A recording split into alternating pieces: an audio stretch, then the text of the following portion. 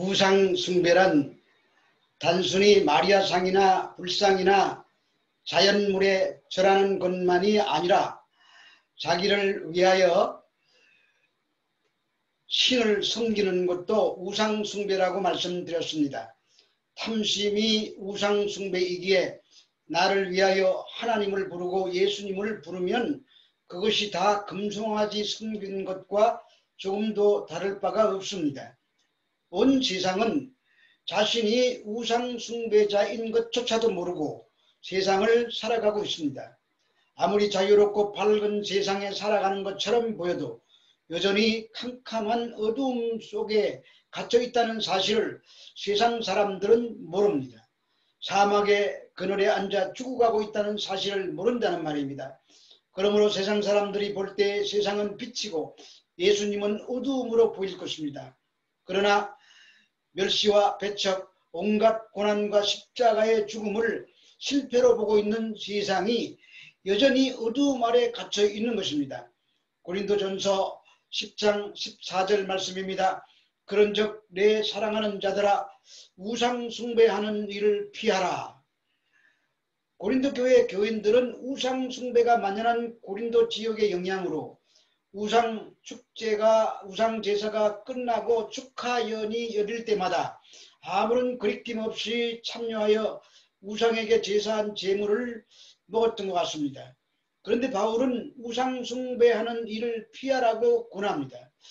여기서 피하라에 해당되는 헬라어 푸게테는 달아나라는 의미입니다. 그러므로 우상 숭배의 죄를 피하는 방법은 도망하는 것밖에 없습니다. 희생제사 후에 축연이 곧 우상 숭배는 아니나 그것은 우상 숭배의 경계선까지 가는 행위이며 충분히 우상 숭배에 빠질 가능성이 있었습니다. 그러므로 바울이 말하는 것은 단순히 우상 숭배만을 하지 말라는 것이 아니라 가능성조차도 잘라버리라는 말인 것입니다. 요한일서 2장 15절에서 17절 말씀입니다. 이 세상이나 세상에 있는 것들을 사랑하지 말라. 누구든지 세상을 사랑하면 아버지의 사랑이 그 안에 있지 아니하니 이는 세상에 있는 모든 것이 육신의 정욕과 안목의 정욕과 이생의 자랑이니 다 아버지께로부터 온 것이 아니요 세상으로부터 온 것이라. 이 세상도 그 정욕도 지나가되 오직 하나님의 뜻을 행하는 자는 영원히 거하느니라. 세상에 있는 모든 것이 육신의 정욕과 안목의 정욕과 이생의 자랑입니다. 이런 것들은 다 아버지께로부터 온 것이 아니요 세상으로부터 온 것입니다. 이러한 세상 것들을 사랑하는 것이 우상 숭배입니다. 이런 것은 잠깐입니다. 다 지나갑니다. 그리고 이것이 바로 간음입니다. 야고보서 4장 4절에 간음한 여인들아 세상과 벗된 것이 하나님과 원수됨을 알지 못하느냐. 그런즉 누구든지 세상과 보치되고자 하는 자는 스스로 하나님과 원수되는 것이니라. 우리가 예수를 믿는다고 하면서 예수님을 사랑하지 않고 세상 것을 사랑하고자 한다면 그것은 우상 숭배요 간음에 해당하는 것입니다. 이 말씀 앞에서 나는 우상 숭배하고 간음하는 죄인입니다 하고 회개하면 나를 불쌍히 여겨달라는 기도가 저절로 터져 나와야 합니다. 그런데 거기에 반감이 든다면 버린 자식입니다. 그러므로 이 말씀은 아무나 받을 수 있는 말씀이 아닙니다. 고린도전서 10장 15절 말씀입니다. 나는 지혜 있는 자들에게 말함과 같이 하노니 너희는 내가 이르는 말을 스스로 판단하라. 바울은 고린도 교인들을 지각 있고 총명한 자로 규정하고 그들에게 권면합니다. 바울은 고린도 교인에게 양심을 속이게 하며 제물의 고기를 먹고 동시에 그리스도의 성찬에 참여하는 것이 올바른 것인지 분별하라고 촉구하고 있습니다. 고린도 교인들이 실제로 지혜가 있었는지는 모르지만 바울이 그렇게 말한 것은 자신의 말을 이해하고 수용하기를 바라는 심정으로 했을 것입니다. 고린도 교인들은 복음을 듣고 진리를 알아서 스스로 자유하다고 했습니다. 우리 우상도 우상의 제물도 아무것도 아니기에 내 마음대로 할 수 있다고 하면서 우상의 제물을 먹는 자리에 함께 거리낌 없이 참여한 것입니다. 그러나 그것은 지식으로 교만하여진 것이지 사랑으로 덕을 세운 것은 아니라는 말입니다. 그래서 지금 너희들이 살고 있는 모습이 우상 숭배하는 모습과 다름없다고 말합니다. 이 말씀 앞에서 우리는 우리의 모습을 봅니다. 우리는 과연 복음을 들었다고 하면서 과연 누구를 위하여 살고 있는지 돌아보아야 합니다. 먹든지 마시든지 무엇을 하든지 주님의 영광을 위하여 하라고 성경은 말씀하고 있습니다. 그렇게 하고 있는지, 주님을 사랑하고 이웃을 사랑하고 있는지 돌아보라는 말입니다. 아니면 우리가 우상 숭배하고 있는 것입니다. 고린도전서 10장 16절에서 17절 말씀입니다. 우리가 축복하는 바 축복의 자는 그리스도의 피에 참여함이 아니며 우리가 떼는 떡은 그리스도의 몸에 참여함이 아니냐. 떡이 하나요 많은 우리가 한 몸이니 이는 우리가 다 한 떡에 참여함이라. 성만찬 의식을 예로 들어서 교훈하고 있습니다. 신약시대의 성만찬은 구약시대의 화목제사 뒤에 있었던 축제와 비슷했습니다. 구약시대의 제사를 드리는 후에 그의 가족들과 함께 성전뜰에서 축제를 가졌습니다.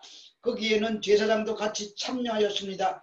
제단에 드려지지 않고 남은 제물은 참여한 모든 사람들이 함께 먹었는데 제물을 먹는 것은 하나님이 죄인에게 주는 은총과 화해의 보정이라고 생각했습니다. 마찬가지로 신약의 성만찬에 참여하는 것은 하나님과 인간 사이에 화목이 이루어졌다는 화해의 표식이 되었습니다. 신약 교회에서는 주님께서 최후의 만찬 때에 수행하셨던 것을 기념하기 위한 것으로 성찬이 수행되었으며 이러한 성찬을 통해서 그리스도와 연합된 몸임을 확인했습니다. 우리의 축복하는 자는 그리스도의 피에 참여하며 우리가 떼는 떡은 그리스도의 몸에 참여하는 것입니다. 주님의 성찬식에 참여하는 것은 그리스도와 한 몸이 되었다는 표시입니다.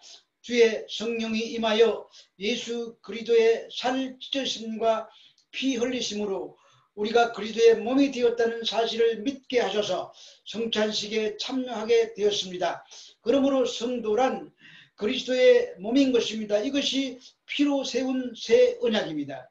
고린도전서 10장 18절에 육신을 따라 난 이스라엘을 보라. 제물을 먹는 자들이 제단에 참여하는 자들이 아니냐. 바울은 여기에서 고린도 교인들이 주의를 다시 구약으로 돌려서 옛 이스라엘 백성들이 하나님의 성전에서 제물을 먹은 것과 고린도 교인들이 우상 축제에 참여하여 제물을 먹는 것과의 관계를 설명하고 있습니다. 구약의 제사의 제물을 드리면 제물이 불태워지는 제물이 있고 제사장에 돌아가는 제물이 있고 제사를 드린 자가 함께 먹는 제물이 화목 제물을 함께 먹게 되는데 그 제물을 먹는다는 것은 그 제단에 참여된 것이기에 이방 제사에 참여하지 못하게 한다 하는 말입니다. 그러므로 예수를 믿는다는 것은 그리스도의 몸에 참여하여 그리스도의 몸이 되었는데 어떻게 우상의 그 주견에 동참하는가 하는 말입니다. 그런데 고린도 교인들은 하나님과 우상에 대한 지식이 있었습니다. 우상은 아무것도 아니기에 우상의 신전에서 우상의 제물을 먹어도 상관없다고 하는 것입니다. 그러나 그런 이방인의 제사란 결국 귀신에게 제사하는 것이라고 합니다. 고린도전서 10장 19절에서 22절 2절 말씀입니다. 그런즉 내가 무엇을 말하느냐? 우상의 제물은 무엇이며 우상은 무엇이냐? 무릇 이방인이 제사하는 것은 귀신에게 하는 것이요 하나님께 하는 것이 아니니 나는 너희가 귀신과 교제하는 자가 되기를 원하지 아니하노라. 너희가 주의 잔과 귀신의 잔을 겸하여 마시지 못하고 주의 식탁과 귀신의 식탁에 겸하여 참여하지 못하리라. 그러면 우리가 주를 노여워하시게 하겠느냐? 우리가 주보다 강한 자냐? 우상의 제물은 무엇이며 우상은 무엇이냐라는 질문을 통해서 우상이든 우상의 제물이든 모두가 거짓임을 강조하고 있습니다. 그럼에도 불구하고 이방인들의 제사는 여전히 우상 숭배였으며 고린도 교인들의 신앙을 위태롭게 하는 것이었습니다. 우상 숭배에 영적인 존재가 있다면 그 배후에 있는 것이 귀신이라고 말합니다. 당시 헬라인들이 섬기던 주피트, 아폴로, 비너스 등 실제하는 존재들이 아니었습니다. 그러나 이 모든 신화적 존재들의 배후에는 사단의 세력이 역사하고 있음을 말하고 있는 것입니다. 그러므로 결국 이방인의 제사란 귀신에게 제사하는 것이며 하나님께 제사하는 것이 아닙니다. 그래서 우리가 주를 노여워하시게 하겠느냐라고 다그칩니다. 여기서 노여하시게의 헬라어 파라젤루메는 질투하다라는 뜻으로, 이 질투는 사랑과 신뢰에 대한 배신을 당하여 유발되는 그런 감정으로 인간이 갖는 분노 중에서 가장 강렬한 분노를 말하는 것입니다. 이 단어를 하나님의 백성들인 자에게 우상 숭배할 때 드러내시는 하나님의 분노를 표현하는 데 사용하고 있습니다. 그러면서 하는 질문이 우리가 주보다 강한 자냐라는 것입니다. 이것은 반어적 표현으로 하나님의 능력은 절대적이므로 그 어떠한 것보다 강하시고 그 무엇도 그분을 굴복시킬 수 없다는 사실을 강조하는 표현입니다. 바울은 이러한 질문을 통해 고린도 교인들이 지은 죄가 얼마나 무거운 것이었는가를 깨닫게 하려는 것입니다. 오늘 본문 10장 23절에서 24절 말씀입니다. 모든 것이 가하나 모든 것이 유익한 것은 아니요 모든 것이 가하나 모든 것이 덕을 세우는 것은 아니니 누구든지 자기의 유익을 구하지 말고 남의 유익을 구하라. 모든 것이 강하나 모든 것이 유익한 것이 아닙니다. 모든 것이 가하나 모든 것이 덕을 세우는 것이 아닙니다. 그러므로 누구든지 자기의 유익을 구하지 말고 남의 유익을 구하라고 합니다. 남의 유익을 구하는 것이 사랑입니다. 자기의 유익을 구하는 것이 우상숭배입니다. 그렇다면 우리가 여전히 자기를 위해서 살고 있다면 우리는 우상숭배자가 되는 것입니다. 그래서 예수님과 사귐이 없어서, 그것은 예수님과 사귐이 없어서 그렇습니다. 예수님을 믿고 죄 용서를 받아서 천국 가는 것도 좋은데 세상에 사는 것은 내 마음대로 살고 싶은 것입니다. 적당하게 예수 믿어줄 테니 적당하게 타협하는 선이 11조 내고 주일 성수주일 해주겠다는 것입니다. 그 정도도 하지 않으니 교회에서 그것이라도 하면 신앙생활 하는 것은 그냥 인정해 주기도 하지만 그것은 거래이지 주님과의 사귐이 아닙니다. 주님의 몸에 참여하고 주님과 사귐이 있어야 성도입니다. 그 주님과의 사귐이란 반드시 한 몸 된 성도와의 사귐도 있는 것입니다. 그 사귐이란 자기의 유익을 구하지 아니하는 사귐입니다.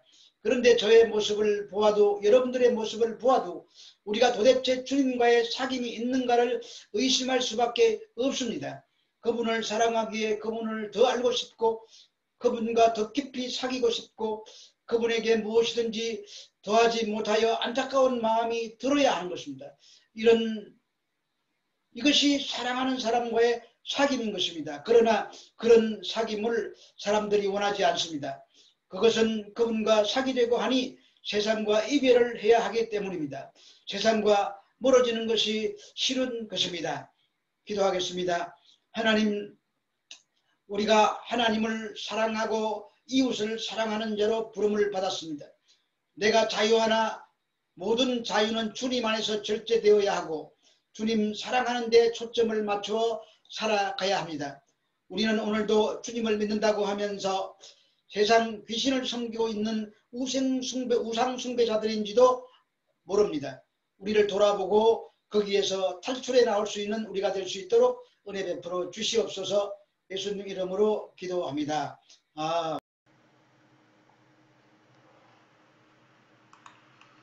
274장. 나 행한 것 죄뿐이니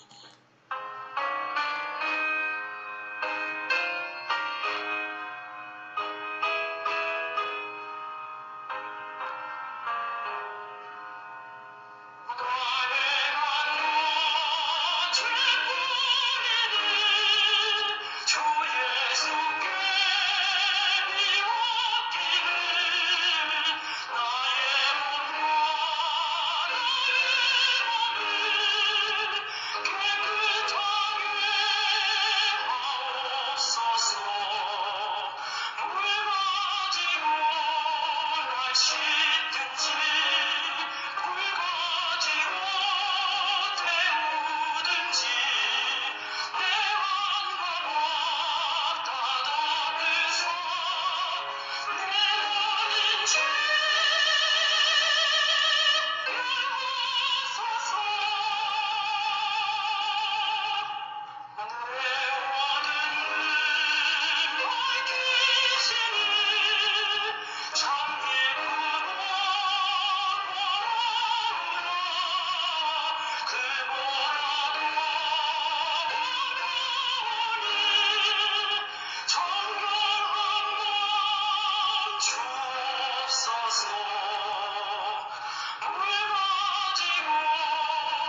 마시든지 붉어지고 태우든지 내 마음과 바다에서 내 모든 죄 열어소서. 정결한 밤그 속에서 신령한 빛이 오니 이러한 밤 나와지면 눈까지도 밝으리라. 물 가지고 날 씻든지 붉어지고 태우든지 내 맘과 바다에서 내 모든 죄 열어소서. 못된 행실 다 마치고